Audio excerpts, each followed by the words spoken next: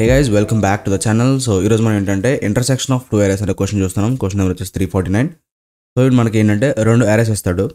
ఒకటి చూడండి num1 num2 అని చెప్పి రెండు అరేస్ ఇచ్చాడు. సో ఇక్కడ 1 2 2 1 అని ఒకటి ఉంది అండ్ 2 2 అని ఒకటి ఉంది. అవుట్పుట్లో 2 వస్తుంది. ఎందుకు వస్తుంది? అందులో ఉన్న యూనిక్ ఎలిమెంట్స్ మనకు కావాలి. రెండు వాటిలో ప్రజెంట్ అయిన ఎలిమెంట్ కావాలి మనకి. ఇంటర్సెక్షన్ అంటే అదే మనకి మ్యాథ్స్లో చెప్తారు కదా, రెండు సర్కిల్ వేసేసి ఇలా క్రాస్ చేస్తారు కదా, ఈ మధ్యలో ఉంటుంది చూసారా, ఇంకో ఇది కనిపిస్తుందా, ఈ మధ్యలో ఉంటుంది చూసారా, సో దాన్ని మనం ఇంటర్సెక్షన్ అంటాం. సో ఇప్పుడు ఆ ఇంటర్సెక్షన్ వాల్యూస్ మనం ప్రింట్ చేయాలి. ఇచ్చిన రెండు అరేస్ నుంచి ఆ ఇంటర్సెక్షన్ వాల్యూ అనేది ప్రింట్ చేయాలి. సేమ్ అలాగే కింద ఎగ్జాంపుల్ చూస్తే మనకి 4, 9, 5 ఇచ్చాడు.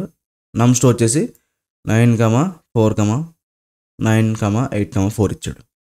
మనకి అవుట్పుట్లో ఏమొచ్చింది? 9, 4. ఎందుకంటే ఇందులో 4 9 ఉంది, ఇందులో 4 9 ఉంది. ఓకే, ఈ రెండు ఎలిమెంట్స్ ఉన్నాయి. సో అందుకని చెప్పేసి ఇక్కడ మనకి అవుట్పుట్ అనేది 9 4 వచ్చింది. ఇక్కడ చూడండి ఎక్స్ప్లెనేషన్ ఏం చేస్తున్నాడు, 4, 9 ఆల్సో యాక్సెప్టెడ్ అంటే ఎలాగున్నా పర్లేదు, ఎలిమెంట్స్ మాత్రం అయ్యే ఉండాలి అది. సో ఇప్పుడు మనం రెండు రకాలుగా రాద్దాం. సో ఫస్ట్ బ్రూట్ ఫోర్స్ వే, నేను ఒక రిజల్ట్ అని చెప్పి ఒక అరే తీసుకున్నా. ఓకే, సింపుల్గా ఏం చేస్తున్నాం, ఒక ఫర్ లూప్ రాద్దాం, సెట్ అయిపోద్ది.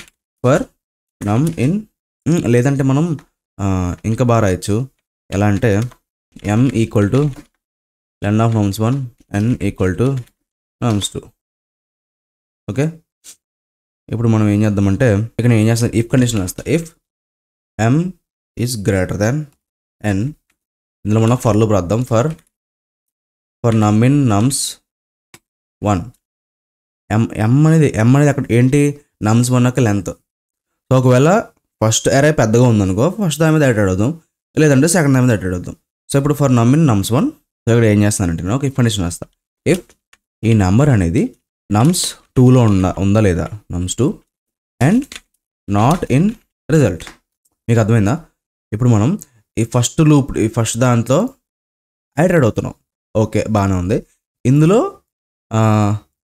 nums2లో ఉండకూడదు అండ్ రిజల్ట్లో ఉండకూడదు, అటువంటి మాత్రమే యూనిక్ ఎలిమెంట్ వచ్చినట్టు. సో దాన్ని ఏం చేస్తాం, సింపుల్గా result dot append of num, else for num in nums2 nums1 and not in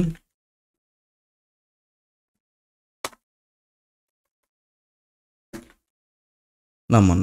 ఇక్కడ ఎలా ఎందుకు రాశాను, మళ్ళీ ఎందుకు సేమ్ రాశానంటే, మనం ఫస్ట్ ఏం చేస్తున్నాం, పెద్ద నెంబర్స్ ఉన్న అరే యూస్ చేసుకుని ఐటరేట్ అవుతున్నాం. ఎప్పుడు దాని లెంత్ ఎక్కువ ఉన్నప్పుడు. లేదు, ఇటువంటి కేసులు ఏంటంటే ఈ nums2 యూస్ చేసుకుంటున్నాం అంతే. ఐదర్ ఇది కానీ లేదా ఈ ఎల్స్ కండిషన్ కానీ, ఈ రెండే రన్ అవుతాయి. రెండు రన్ అయిపోవు, ఏదో ఒకటే రన్ అవుతుంది కండిషన్ చెక్ అయిన తర్వాత. ఓకేనా? సో ఇప్పుడు మనం లాస్ట్లో ఏం చేద్దామంటే, ఐ హోప్ మీకు కనబడుతుంది అనుకుంటున్నా, కొంచెం లెఫ్ట్ చేస్తా, లేకపోతే ఇప్పుడు ఏం చేస్తాం, సింపుల్గా రిటర్న్ రిజల్ట్ అన్నాం. ఇప్పుడు ఒకసారి మనం దీన్ని రన్ చేద్దాం. ఇది బ్రూట్ ఫోర్స్ వే అనమాట, సింటాక్స్ ఎర్రర్ అంట. ఓకే, బ్రాకెట్ పెట్టి నమ్ నాట్ ఇన్ రిజల్ట్, ఇలా బ్రాకెట్స్ పెట్టేద్దాం, మనకి ఏ ప్రాబ్లం రాదు.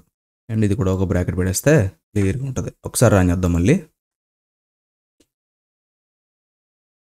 ఇప్పుడు మనకి యాక్సెప్ట్ అయింది అనమాట. జస్ట్ ఇక్కడ నమ్ అని ఇవ్వకుండా డైరెక్ట్ ఇస్తాను కదా, సో అందుకు అలా వచ్చింది. ఓకే, సో దీన్ని సబ్మిట్ చేద్దాం. రెండు టెస్ట్ కేసులు కూడా మనకి పాస్ అయితే అయిపోయినాయి. ఇక్కడ చూడండి, రెండు టెస్ట్ కేసులు కూడా పాస్ అయిపోయినాయి. ఇప్పుడు సబ్మిట్ చేద్దాం, బ్యాక్గ్రౌండ్లో ఎలా అయిందో చూద్దాం. సో బీట్స్ 18% వచ్చింది. కావాలంటే మళ్ళీ సబ్మిట్ చేస్తాను, మళ్ళీ చేంజ్ అయిపోతుంది. చూడండి, 19 ms 18.25 కదా. సో మళ్ళీ రన్ చేస్తాను, చిన్న చేంజ్ అన్న ఖచ్చితంగా ఉంటుంది. చూడండి, 23 ms 10.49% అంట. సో మ్యాక్సిమం ఏంటంటే దీని అయితే నమ్మకండి, కరెక్ట్ అయితే కాదనమాట, ఆన్లైన్ కాబట్టి.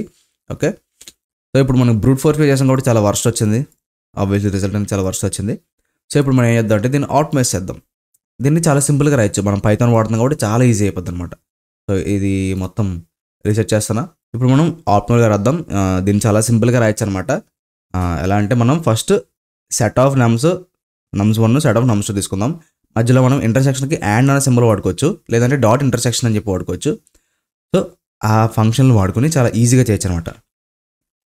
ఫస్ట్ రిటర్న్ రాస్తున్నా, return set of nums1 space ఎత్తున్నా, మధ్యలో మళ్ళీ రాద్దాం సెట్ ఆఫ్ nums2. ఈ రెండు రాసా. ఇందులో ఏమైంది, ఇప్పుడు యూనిక్ ఎలిమెంట్స్ అని వచ్చేస్తాయి అంతేగా. ఇప్పుడు ఇందులో ఇక్కడ ఏముంది, ఇందులో 2 2 ఉన్నాయా. యూనిక్ ఎలిమెంట్స్ అంటే ఏంటి, ఒకసారి కదా రావాలి. సెట్ ఆఫ్ అంటే ఏమవుద్ది, ఒక 2 వస్తుంది. ఈ సెట్ ఆఫ్ నమ్స్ 2 అన్నప్పుడు ఒక 2 వస్తుంది. ఇక్కడ సెట్ ఆఫ్ నమ్స్ 1 అన్నప్పుడు ఏమొస్తుంది, 1,2 వస్తాయి.